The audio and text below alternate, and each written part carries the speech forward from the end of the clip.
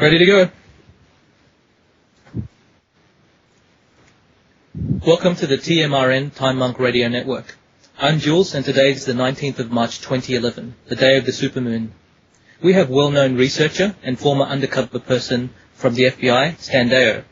Stan's website is standeyo.com. Hi Stan, welcome. Hi guys, glad to be here. Jules, the rest of you. Hi, thank you for joining us. The Webbot Forum administrator is Fox, and today he will be doing the recording and technical support of the show. Several members of the forum were kind enough to join us tonight. They include Webbot moderators Mulder, Ongklabi, and members Bubbly Bugger, Lolly, Athena, Gemini 111, and Groundrod. This video will be available on YouTube for free on the Webbot Forum channel. The website is webbotforum.com. Stan, many of the Roundtable members have followed your work for many years, and most have listened to your interviews, in particular over the last 6 months, so you know you don't have to try to explain answers in layman's terms to us. However, by all means, let it all out. So with that said, Stan, you ready to go? I am, Jules, and if I do use $50 words, as Holly calls them, just tell me you need change. I'll bring it down a notch. Yeah, well, the currency has gone down. So. Okay. Starting with Earth changes and current events, our first question comes from Ongklabi. Hi, Stan. Hi. The sun is acting strangely. There are mass animal deaths, magnetic anomalies, Japanese quake and tsunami and other earthquakes, volcanoes and extreme weather. Have we reached the stage of Earth changes? Also, with your background in earthquake predictions, what do you think about the future of the New Madrid fault in a worst-case scenario?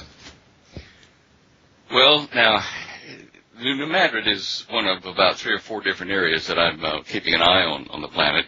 In the United States, for our American listeners, the New Madrid fault line, the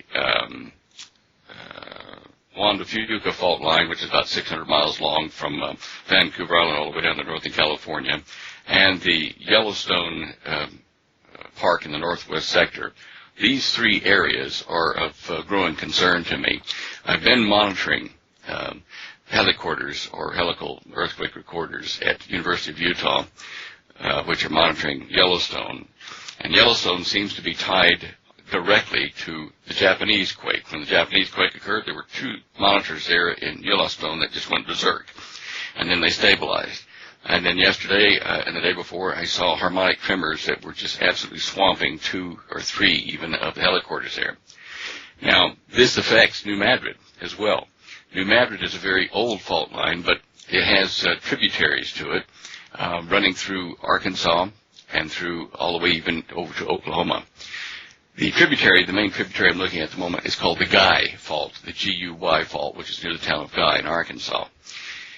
That fault line has been exhibiting a few small quakes, nothing to write home about in general, but coupled with the other activities I'm seeing on the West Coast and at Yellowstone, and coupled with the test responses that the government wants to do in 8 states, as far as earthquake and emergency preparedness, and with the FEMA order for a lot of body bags, and with the FEMA order in January for a lot of meals to handle hundreds of millions of meals.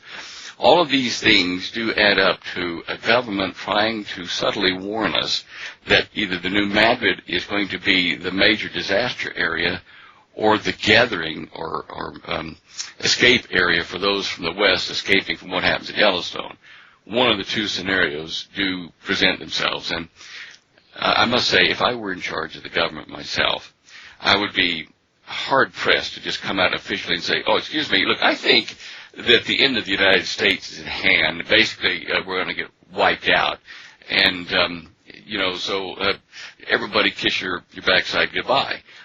I would be hard-pressed to do that because it would bring anarchy, and if I was wrong, even as a government, in saying that such and such an event is going to happen at such and such a time, and it didn't, you see, I would cause such social unrest and anarchy in certain places that it would be counterproductive.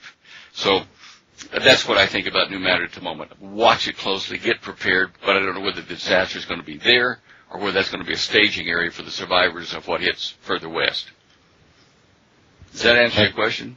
Yes, sir. Thank you, Stan. All righty. Walter, you have a question for Stan. Okay, well, You may have already partially answered my question with the last one, but I'll go ahead anyway. All right. Do you have any reason to believe that the Cascadia Fault may be getting ready to snap here? And if so, do you have any clue as to a timeline when that might happen? Well, now, yes. The short answer is yes. I think it is going to release, and I think we'll probably release in stages. The Cascadia Fault is part of that 600-mile-long fault I was telling you about that runs from Vancouver all the way down to Northern California. And it does go far enough into Northern California to actually trigger the top end of the San Andreas Fault and all the related faults down within California to the west of the mountains there. The reason I'm watching that area for a very, like an almost imminent release is a couple things. First of all, you've heard about the effects, the tidal effects of the moon at its perigee, or its closest point to the Earth, and that is coming this weekend, right now, in fact. And this causes like a wave or a pimple to raise up on the surface of the Earth as the moon and the Earth pass each other during this close proximity of the moon. Now, the Cascadia Fault, the Juan de Fuca Plate, leads into that. That area is under such stress, it's bent almost on the coast side of it, on the land side of it, into like an inchworm type bend up. And that pressure has been building for over 55 years.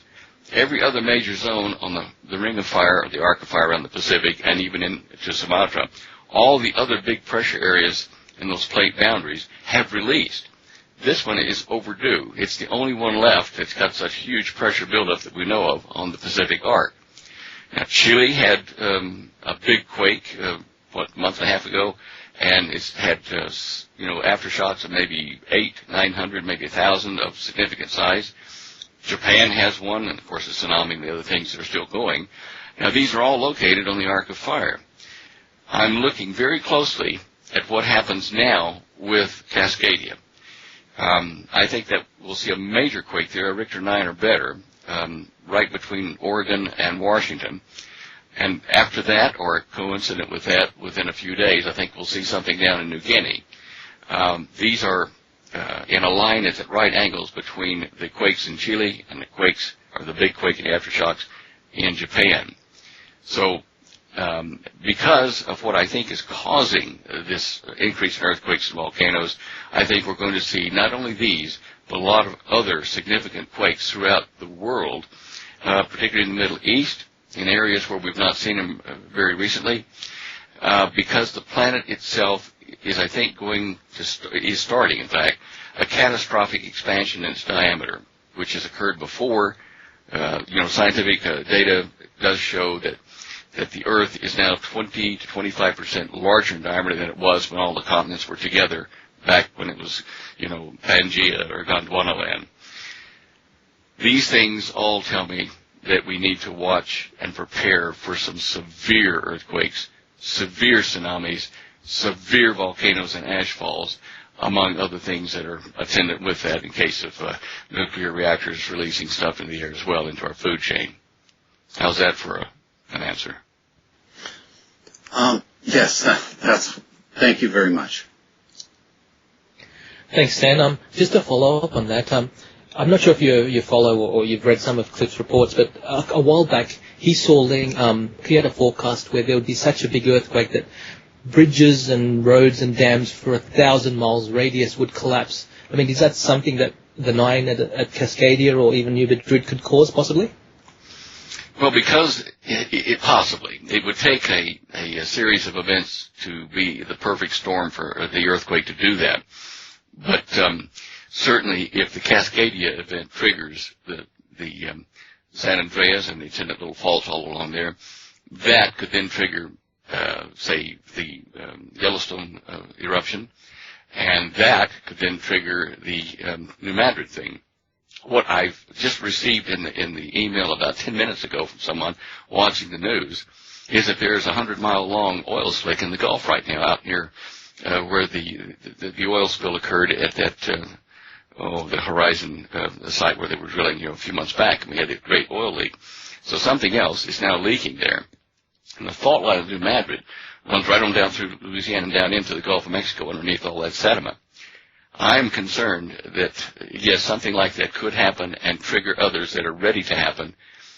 Not so much that the moon itself would supply all the energy for the earthquake, but it would be a trigger for pressures that have been building for several decades. That area in the Gulf of Mexico is where the Chicxulub meteor impact occurred back in ancient times, and it shoved parts of what was the Gulf of Mexico, or what was just a landmass at that time. It shoved parts of it up into Texas, Oklahoma, and even further north, up into Kansas, and over toward the New Madrid fault on the right. And that crack that leads all the way up to the Great Lakes connects right down to that impact zone. So there are a lot of factors to consider here, but my gut feeling is that we're about to see some horrific times in the next few months, maybe up to 10 years worth, off and on, depending on how the sun acts and various other factors with the moon. Thank you, Stan. And there was just a very aggressive filament that just burst in the last 8 hours, so hopefully that doesn't take effect. My next question is from myself, Stan. I reread the dream and warnings you received from a female Maori Indian elder from New Zealand.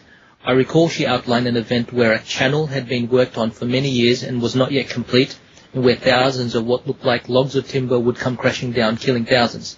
And when this occurred, it would be a sign to her people the earth changes were about to happen. Could this story have been misinterpreted as the Three Gorges Dam, and in fact have been the Japanese tsunami, earthquake, and the nuclear meltdown rods occurring now? Well, I can't speak for the Maori elder, but I'm pretty certain what she said described an event with a tributary or a dam itself breaking. And I don't think that we can interpret the Japanese event as what she was talking about, because she said that whatever this event is, that there would be an attendant scandal because of the timbers used in this whatever breaks were substandard timbers put in place by the people who took money from the government to build it and used substandard stuff and pocketed the difference in, as personal gain.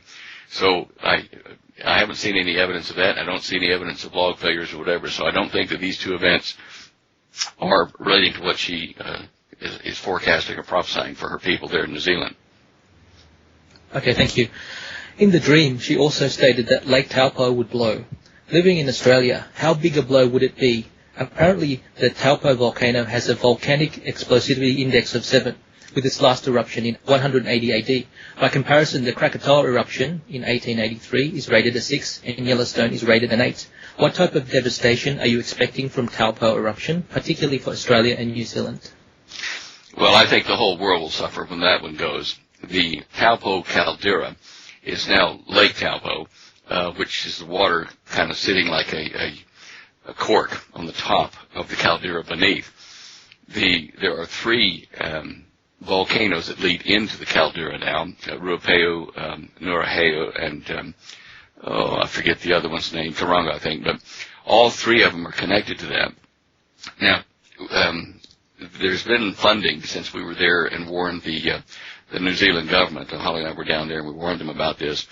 They hadn't put enough funding into the GNS, which is the New Zealand equivalent of USGS. They hadn't put enough money in there for them to put sensors for temperature and various other factors, water level changes in the lake and tributaries to it.